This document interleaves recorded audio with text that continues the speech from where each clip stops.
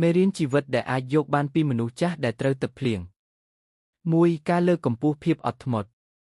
ទឹកភ្លៀងជាអ្នកធ្វើឲ្យជីវិតមានការប្រែប្រួលមិនចាំបាច់ដូចចិត្តមនុស្សចាស់រៀនឲ្យចេះស្ងប់ស្ងាយទ្រាំចិត្តជាមួយភាពមិនស្រួលនិងរងចាំឱកាសថ្មី 2. ការរក្សាអំពើការពារខ្លួនដូចដែលពួកគេតែងតែស្វែងរកអាវភ្លៀងឬកន្លែងជ្រកទឹកភ្លៀងសរសេរស្រាវជ្រាវដើម្បីការពារសុខភាពនិងប្រើឧបករណ៍សមរម្យ 3. ការសន្សំចំណាយ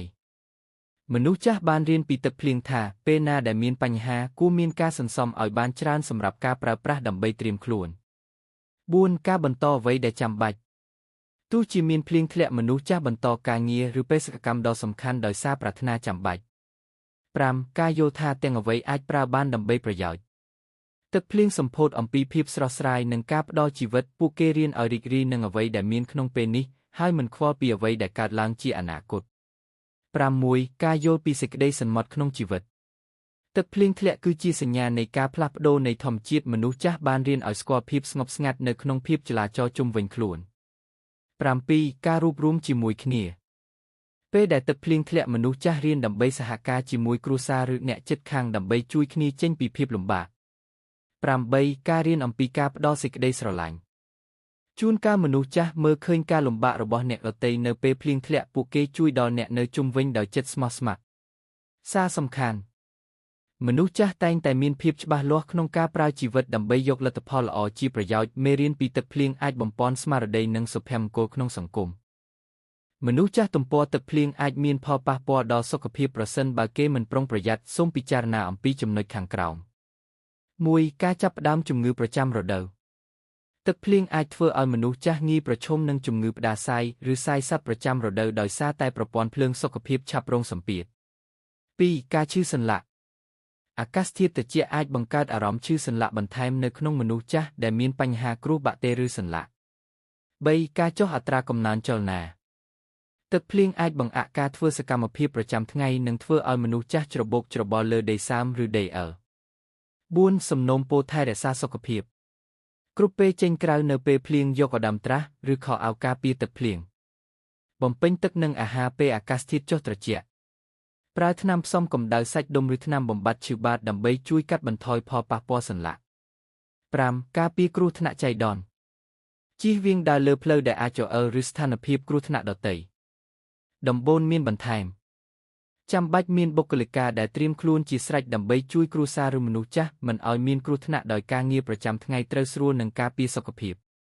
មនុស្សចាស់ដែលស្រឡាញ់ខ្លួនឯងជាអ្នកដែលបានឈានដល់ដំណាក់កាលមួយក្នុងជីវិតដែលពោរពេញដោយបញ្ហាជាច្រើនទៀតដែលធ្លាប់បានជួបប្រទះតាមការពិតវាមានមេរៀនជីវិតមួយចំនួនដែលអាចយកចេញពីពាក្យគឺស្រឡាញ់ខ្លួនឯងគួរសម្រាប់មនុស្សចាស់ 1. ស្រឡាញ់សុខភាពពួកគាត់យល់ថាសុខភាពគឺជាការរក្សាដ៏សំខាន់ដូច្នេះការស្វែងរកវិធីក្នុងការថែរក្សានិងបង្កើនសុខភាពគឺមានតម្លៃខ្ពស់ជាងអ្វីផ្សេង 2. បង្កើនគុណតម្លៃខ្លួនឯងមនុស្សចាស់ស្រឡាញ់ខ្លួនឯងដោយការទទួលស្គាល់គុណតម្លៃនៃបទពិសោធន៍និងសុភមង្គលក្នុងការបែងចែកសេចក្តីប្រាជ្ញាទៅកាន់កូនចៅ 3. ការសរសើរទាំងអតីតនិងបច្ចុប្បន្ន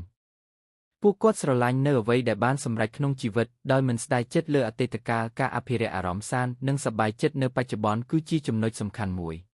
4. មិនខ្លាចកំហុសឆ្គងពួកគាត់បានរៀនពីបរាជ័យនិងយល់ថាគ្រប់បញ្ហាគឺជាផ្នែកមួយនៃជីវិតការមិនទាន់ពេញចិត្តអំពីអ្វីនៅមុនបែបនេះបានឆ្លាស់ប្ដូរជាសុវត្ថិភាពនិងចំណេះដឹង 5. ការបំពេញអារម្មណ៍ដោយអ្វីដែលមានមនុស្សចាស់ដែលស្រឡាញ់ខ្លួនឯងយល់ថាជីវិតជាប្រមាណនៃអារម្មណ៍សាន្តសុខពួកគាត់ស្រឡាញ់នៅអ្វីដែលមានហើយប្រើវាទៅក្នុងការរស់នៅប្រកបដោយសេចក្តីសុខសាន្ត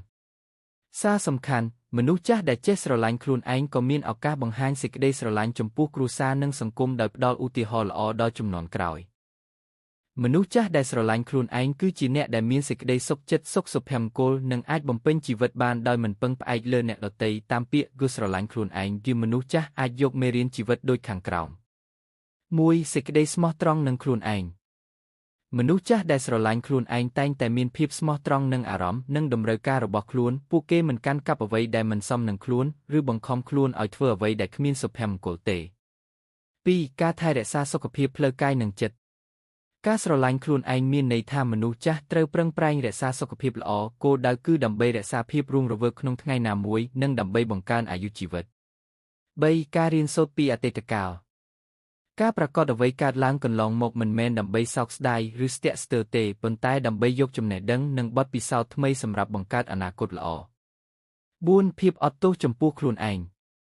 មនុស្សចាស់ដែលស្រឡាញ់ខ្លួនឯងតែងតែស្គាល់និងទទួលយកកំហុសឆ្គងរបស់ខ្លួនពួកគេអត់ទោសដើម្បីមានសន្តិភាពក្នុងចិត្ត 5. ការចែករំលែកសេចក្តីស្រឡាញ់មនុស្សចាស់ម្នាក់ដែលស្រឡាញ់ខ្លួនឯងមិនបង្ហាញភាពលោភលន់ទេវាពេញចិត្តក្នុងការចែករំលែកការស្រឡាញ់និងការព្រមព្រៀងទៅឲ្យអ្នកដទៃ 6. ការអប់រំចិត្តការស្រឡាញ់ខ្លួនឯងផ្ដោតលើការអភិវឌ្ឍខ្លួនជាប្រចាំដោយស្វែងរកអ្វីដែលធ្វើឲ្យមានភាពសប្បាយរីករាយនិងមានតម្លៃក្នុងជីវិត 7. ការរស់នៅក្នុងពេលបច្ចុប្បន្នមនុស្សចាស់ត្រូវស្វែងរកភាពសប្បាយរីករាយក្នុងពេលបច្ចុប្បន្ននិងឲ្យតម្លៃនូវអ្វីដែលគេមានក្នុងមួយថ្ងៃការស្រឡាញ់ខ្លួនឯងគឺជាវិធីសាស្ត្រដែលផ្ដល់ភាពសុខចិត្តនិងភាពសុខសាន្តសម្រាប់មនុស្សចាស់ដើម្បីរស់នៅជីវិតដែលមានតម្លៃ